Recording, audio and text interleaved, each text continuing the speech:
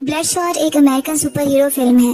First scene में एक soldier दिखाया जाता है जिसका नाम मैरिन रे होता है। इसे हाथ में गन पकड़े हुए फाइटिंग करते हुए दिखाया जाता है तो वो देखता है कि एक टेररिस्ट गन पॉइंट पर एक आदमी को लिए बैठा होता है।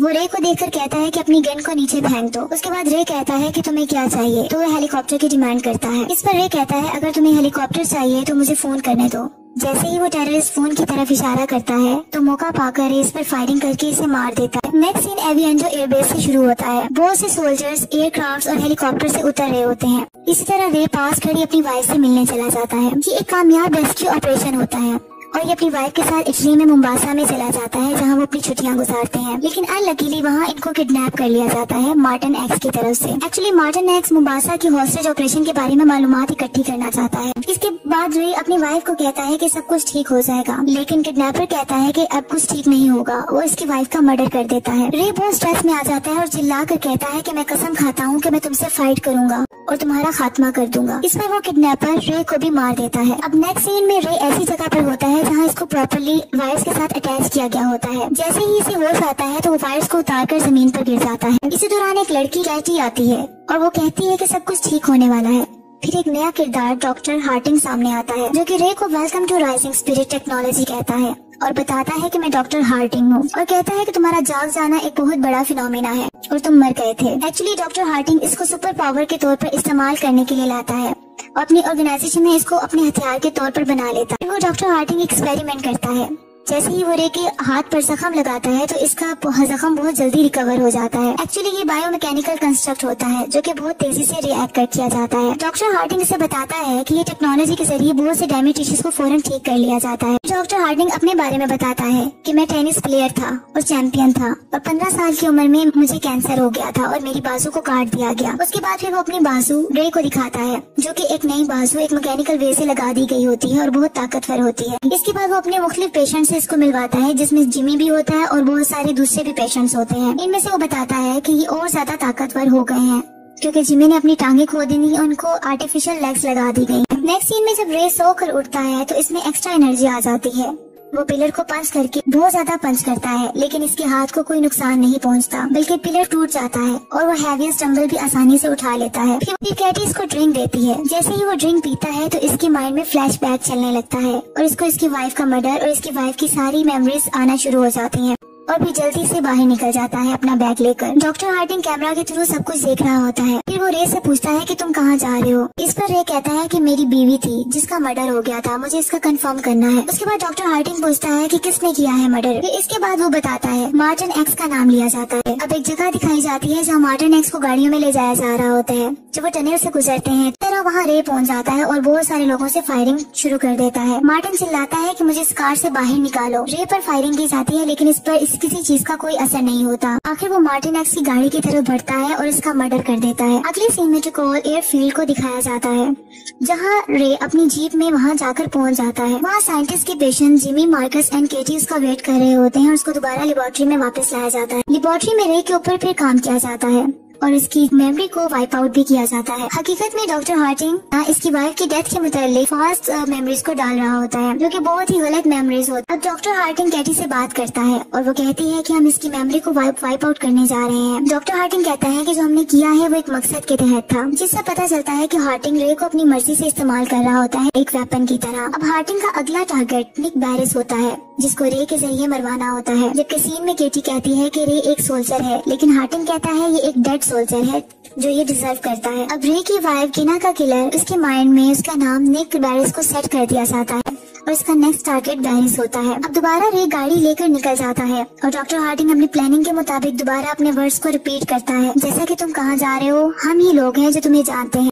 अब रे एयरक्राफ्ट के जरिए ईस्ट सुसेक्स इंग्लैंड में पहुँच जाता है जहाँ बैरिस होता है। बैरिस अपने ऑफिस में काम कर रहा होता है। इसी दौरान इसका प्रोग्रामर विल्कन्स एक केस लेकर आता है जिसमें EMP बॉम्ब होता है। इस पर डॉक्टर हार्टिंग अपने कैमरा के थ्रू सब कुछ देख रहा होता है। थोड़ी देर में रे बैरिस के पास पहुंचता है और कहता है कि तुमने मेरी वाइफ का मर्डर किया है। इस पर बैरिस कहता है ये झूठ है जो तुम नहीं समझ रहे हो। यही जाने के लिए रे इसका मर्डर कर देता है और फिर बाहर चला जाता है और जाकर बेहोश हो जाता है। वो बेहोश हो जाता है तो उसको विकन्स जो इसका प्रोग्रामर था बैरिस का, वो उसको अंदर ले जाता है। डॉक्टर हार्टिंग की लैब में सिग्नल लॉस्ट का साइन आता है जब रे को दोबारा होश आता है तो वो विगन्स पर अटैक करने लगता है। तो विगन्स कहता है कि मैं फ्रेंडली हूँ। अभी रे ये सोच रहा होता है कि हमेशा इसकी वाइफ का मर्डर हमेशा डिफरेंट पर्सन ही क्यों बन जाता है। रे इसको बताता है कि मेरी बीवी का नाम गिना है, फिर अपने हाथ पर कट लगा लेता है और एक ग्लास में अपना ब्लड निकालकर विगन्स को दे देता है। विगन्स इस पर कहता है कि ये अमेजिंग है और कहता है कि तुम एंटायर प्रोग्रामेबल सिस्टम के तहत चल रहे हो, और ये भी बताता है कि राइजिंग स्पिरिट ने तुम्हारे अंदर गलत मेमोरीज डाल दी हैं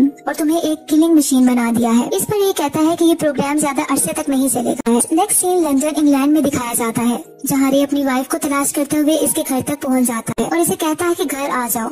इस पर गिना कहती है कि तुम्हें क्या हुआ है, ये तो सब कुछ सेटल हो गया था। रे पूछता है कि आखिरी बार हम कब मिले थे, जिस पर इसकी वाइफ बताती है कि 5 साल पहले। फिर रे वहाँ से चला जाता है और बहुत रोता है। वो गाड़ी में जा रहा होता है। जिमी और इसका साथी अपनी गाड़ी लेकर रे की गाड़ी को बहुत बुरे तरीके से हिट कर देते हैं और इस तरह इस पर फायरिंग भी स्टार्ट कर देते हैं। रे को जैसे ही बुलेट लगती है तो इसका वो जिस्म का हिस्सा ब्लू हो जाता है। जिमी अपने साथी के साथ इसको ट्रैक करने की कोशिश करता है। जैसे ही वो बुलेट्स को हवा में फायर करता है तो वो कैमरास बन जाती हैं, जिससे रे की लोकेशन का पता चल जाता है। रे पर फायरिंग की जाती है, लेकिन रे एक पुलिस कार से गन्स को छीनकर फायरिंग स्टार्ट कर देता है। अब जिमी के साथ इसकी फाइट चल रही होती है और ये पब्लिक रोड पर गिर जाते हैं। इसी दौरान एक ट्रक आता है जो कि इन दोनों के ऊपर से गुजर जाता है, जिसमें से रे को कुछ नहीं होता और इसकी रिकवरी हो जाती है, जबकि जिमी की टांगें अलग हो जाती हैं जो कि आर्टिफिशियल होती हैं। थोड़ी देर में जिमी इसकी बैक में एक डिवाइस को स्टैब कर देता है, जिससे दोबारा वो रे बेहोश हो जाता है। नेक्स्ट सीन में कैटी सोहो लंदन में होती है और वहाँ पहुँच जाती है जहाँ विगन्स होता है। वो स्मोकिंग के लिए विगन्स से लाइटर मांगती है और जैसे ही स्मोकिंग स्टार्ट करती है तो उसका स्मोक विगन्स के अंदर जाता है और वो बेहोश हो जाता है और इस तरह इसके साथियों से इसकी बॉडी गार्ड से लड़ाई कर उनको मार देती है। अब रे को जब होश आता है तो डॉक्टर हार्टिंग के पास होता है। डॉक्टर हार्टिंग कहता है कि रिवेंज एक ऐसी चीज है जो तुम्हारी तरह आदमियों को एक्सेप्शनल बना देती है। रे कहता है कि तुम जैसे लोग मेरे जैसे लोगों को सिर्फ तोड़ कर रख देते हैं,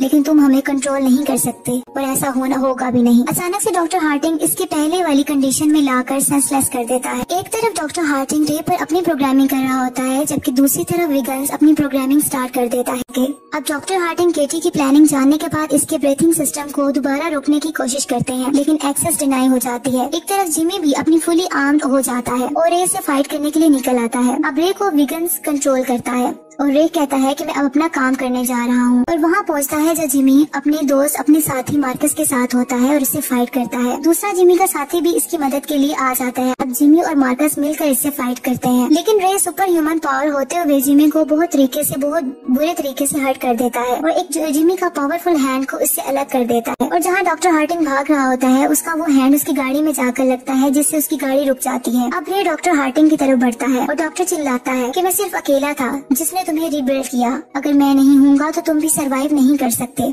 डॉक्टर हार्टिंग अपने वेपन्स को निकालता है और रे पर अटैक कर देता है, लेकिन वो बुलेट रे अपने हाथ से रोक लेता है। कैटी दूसरी तरफ विगन्स के साथ बराबर रे की बॉडी और माइंड को कंट्रोल किए हुए होती है। रे पर अब बहुत सी चेंजिंग्स आती रहती हैं और रे हाथ में पकड़े हुए बॉम्ब को जमीन पर गिरा देता है, जिस पर बहुत बड़ा ब्लास्ट हो जाता है और डॉक्टर हार्टिंग की भी डेथ हो जाती है। नेक्स्ट सीन में जब रे की आँख खुलती है तो वो पूछता है कि मैं कहाँ हूँ, तो विगन्स इसे रिलैक्स बोलता है और पूछता है कि अब तुम कैसा फील कर रहे हो। इसके बाद कैटी बाहर बैठी होती है और वो रे विगन्स को थैंक यू बोलकर कैटी से बाहर मिलने चला जाता है।